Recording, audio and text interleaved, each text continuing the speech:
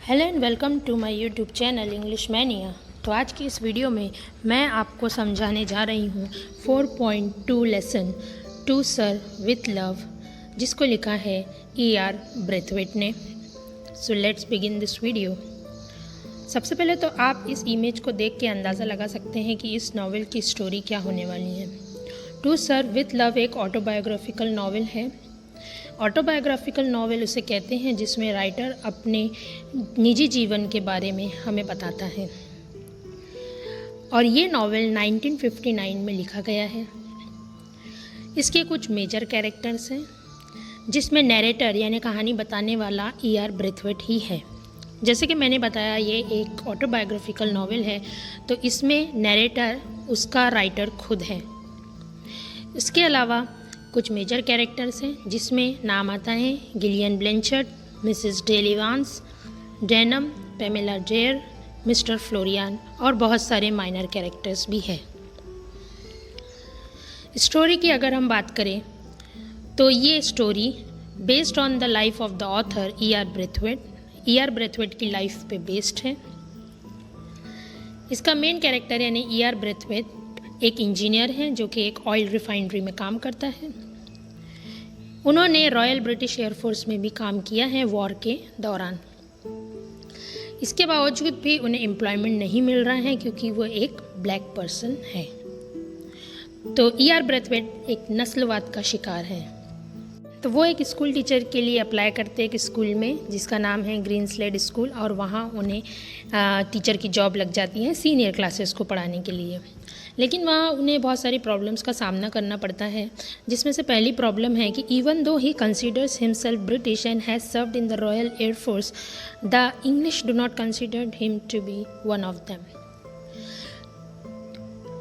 E.R. Braithwaite खुद को British समझते हैं और उन्होंने ब्रिटिश रॉयल एयरफोर्स में भी काम किया है, लेकिन फिर भी जो ब्रिटिशर्स है वो उन्हें अपने में से नहीं समझते।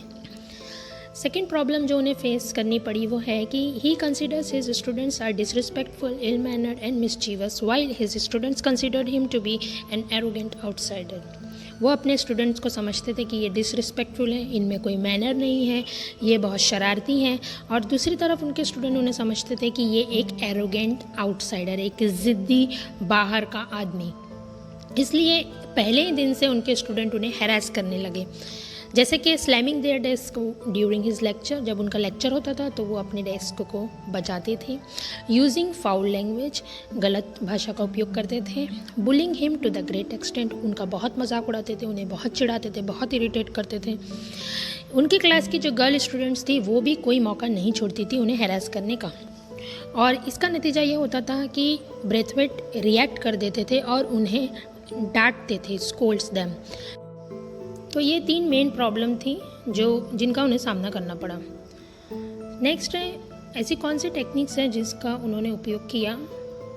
ही changes his teaching and handling tactics, उन्होंने अपनी टीचिंग के वे को चेंज किया और उन्होंने सोचा कि मैं अपने स्टूडेंट्स को इंटरेक्ट करूँगा, उनसे बात करूँगा, और कैसे बात करूँगा, उन्हें एड्रेस करूँगा। He addresses every girl as miss, जितनी भी गर्ल्स स्टूडेंट्स थी उनके क्लास में उन्होंने उसको मिस से संबोधित किया। जब भी वो उन्होंने पुकारते थे तो उन्हें मिस कहते थे, और इसका नतीजा ये हुआ कि उनके स्टूडेंट उन्हें सर कहने लगे। कुछ हफ्ते बाद ऐसा हुआ कि उनके स्टूडेंट्स के हाइजीन और बिहेवियर में भी चेंज हुआ, और यहाँ से ब्रेथवेट की सक्सेस की शुरुआत हुई। उनकी कौन सी न्यू टेक्निक्स थी जिनका उन्होंने उपयोग किया और ये सारी प्रॉब्लम्स से ओवरकम हुए। तो पहली टेक्निक्स है takes them on field trips, उन्हें वो फील्ड ट्रिप्स पे लेके गए। Excursions to museums, educational tours उनके जाने लगे म्यूज़ियम और थिएटर्स में, और ऐसा हुआ कि बहुत सारे स्टूडेंट्स कभी म्यूज़ियम और थिएटर्स गए ही नहीं थे। ये भी बात देखने को मिली। इस सभी चीज़ों के दौरान उनके स्टूडेंट ने उन्हें बहुत ज़्यादा डिसअपॉइंट किया, हर्ट किया, लेकिन ब्रेथवेट उन्हें माफ़ करते गए। एक इंसिडेंट है एक गर्ल स्टूडेंट का। होता यह है कि अपनी क्लास में ब्रेथवेट पढ़ाते रहते हैं, एक गर्ल स्टूडेंट आती है और अपने पैर से किक मार के दरवाजे को उनकी क्लास के खोलती हैं।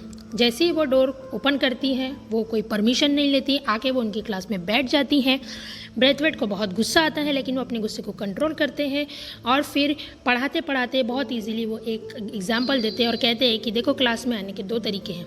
एक तरीका ये कि आप क्लास में पूछ के आओ, और दूसरा तरीका ये है जो हमने अभी अभी देखा, उस गर्ल स्टूडेंट को मिस कह के बोलते हैं और बोलते हैं कि उन्होंने दूसरा तरीका अपनाया, वो दरवाजे को लात मार के अंदर आई। तो वो कहते हैं कि अब पहला जो तरीका है पूछ के अंदर आने का, परमिशन लेके क्लास में आने का, वो तरीका अभी हमें मिस करके बताएंगी। होता यह है कि वो गर्ल स्टूडेंट को बाहर जाना पड़ता है और क्लास में उनकी परमिशन लेके आना पड़ता है। अब आते हैं हम कि थीम नॉवेल की क्या है, कौन कौन सी थीम है। तो दो मेजर थीम है, जिसमें से पहली थीम है रेसिज्म। रेसिज्म इसलिए कि 1959 में जब ये ऑटोबायोग्राफिकल नॉवेल लिखी गई, तब वहाँ पे बहुत ज़्यादा रेसिज्म चलता था। ब्रिटिशर्स ब्लैक को बिल्कुल भी अपने में से नहीं समझते थे। तो एक ये डिस्क्रिमिनेशन जो है वो हमें देखने मिलता है। दूसरा है टीचर स्टूडेंट रिलेशनशिप। ऑब्वियसली जो हम देखते हैं कि ब्रेथवेट के अपने स्टूडेंट्स के साथ थे, जैसे पहले थे, और बाद ग्रेजुअली उन्होंने अपने रिलेशनशिप को डेवलप किया। तो ये दो मेजर थीम्स हमें देखने मिलती है। Moving on to the next, that is chapter 17। अब इतनी बड़ी नॉवेल में से सिर्फ चैप्टर नंबर 17 आपको 12th की कोर्स बुक में दिया हुआ है। अब चैप्टर नंबर 17 में है क्या? ये चैप्टर पूरा का पूरा एक हाफ ईयरली रिपोर्ट के बारे में है, जो कि स्टूडेंट्स काउंसिल की बनाई हुई है। यानी साल के 6 महीने बाद एक हाफ ईयरली रिपोर्ट होती है जो कि स्टूडेंट्स पेश करते हैं। तो ये चैप्टर बेसिकली उसी के बारे में है। Students of the school report to the faculty on what they have been studying so far. उन्होंने क्या पढ़ा, उन्होंने क्या न्यू एक्सपीरियंसेस किए, ये स्टूडेंट्स अपने फैकल्टी मेंबर्स के साथ में शेयर करते हैं। अब ब्रेथवेट के क्लास के रिप्रेजेंटेटिव जो है वो बहुत ज़्यादा नॉलेजेबल बात करते हैं अपने कोर्स वर्क के बारे में, और ये साथ में ये भी बताते हैं कि उन्हें अलग अलग प्रकार के लोग, कल्चर्स और कस्टम्स के बारे में पता चला जब वो एक्सकर्शंस के लिए बाहर गए। और उन्होंने the importance of international and inter racial cooperation के बारे में भी बताया। अब हाफ ईयरली रिपोर्ट क्या है? तो ब्रेथवेट के जो स्टूडेंट है दो, मिस जोसेफ और डेनम, ये दोनों भी जो है वो दे प्रिसाइड ओवर द मीटिंग। उसके बाद में मिस्टर फ्लोरियन जो है वो हेडमास्टर हैं, और एक पैनल ऑफ टीचर्स है, एक टीचर्स का पैनल है, एक ग्रुप है जिसमें आते हैं Mr Weston, Mrs Delivans and Mrs Phillips. और ये बच्चों के जो रैंडम क्वेश्चंस होते हैं जो बच्चे पूछते हैं उनके आंसर्स देते हैं। So thank you so much for watching this video.